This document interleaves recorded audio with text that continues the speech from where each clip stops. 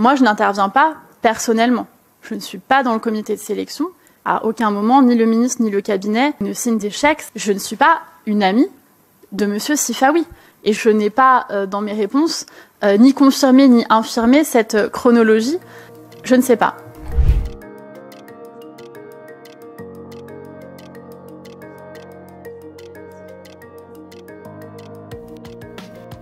Ce qui continue de m'étonner, je vous le dis, vous n'êtes jamais à l'origine de la décision.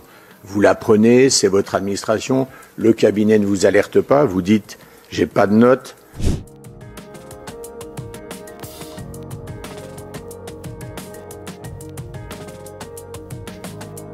Que dans votre propos introductif, il y a quelques moments que ce soit jusqu'à présent, vous n'avez mis en cause ou en jeu ou en discussion votre propre responsabilité.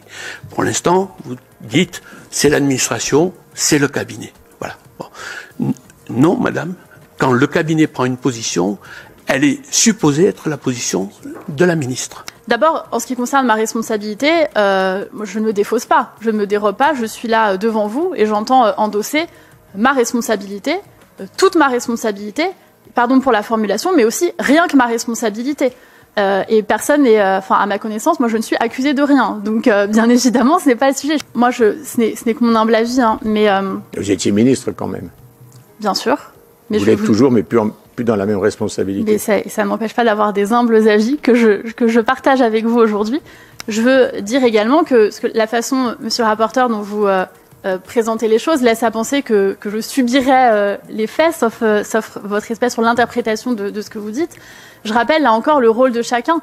Le ministre suit bien sûr les commandes politiques et les dossiers qu'il a impulsés auprès de l'administration, mais n'est pas là encore dans la mise en œuvre au jour le jour ou dans l'ingénierie.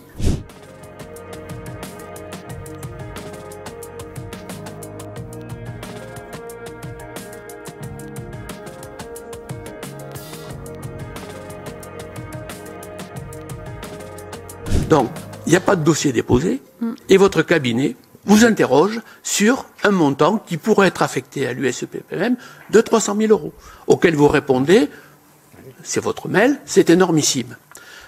Mais la demande en réel, elle arrive après. Ce qui veut dire tout simplement que, effectivement, dès le départ, cette procédure fait qu'il y a plusieurs types d'associations et qu'il y a des associations en particulier qui sont réglées avant, en tout cas pour celles-là, les faits sont établis. Est-ce que vous contestez ces faits? Moi, monsieur le président, monsieur le rapporteur, je n'ai d'abord dans les mails, c'est à vérifier, mais il me semble, beaucoup de précautions, mais il me semble que le mail de mon conseiller ne fait pas référence, je crois, au fonds Marianne, mais qu'il fait référence... Oui, c'est pas le sujet. C'est pas le sujet. Excusez-moi, madame la ministre, ne mélangez pas. Je vous ai donné une matérialité, une séquence. Je vous demande juste, est-ce que vous contestez les éléments que je vous ai présentés? Parce que la question est claire. Bien sûr. Bien sûr. Soit des versements qui ont été fléchés par avance, vous le dites, et je dirais, ça clarifie les choses.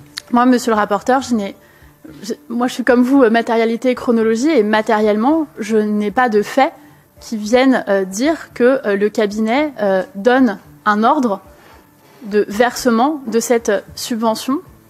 Mais non, il ne s'agit pas d'un ordre de versement d'une subvention. D'abord, le versement, c'est le CIPDR, c'est l'administration qui verse. Absolument, oui, bon, tout à fait. Non, c'est pas de ça dont il s'agit. C'est un préfléchage sur un montant de 300 000, qui d'ailleurs, comme par hasard, devient finalement la proposition du CIPDR au moment du comité. Voilà, c'est tout simple. Moi, je regarde, monsieur le président, ce dont je dispose.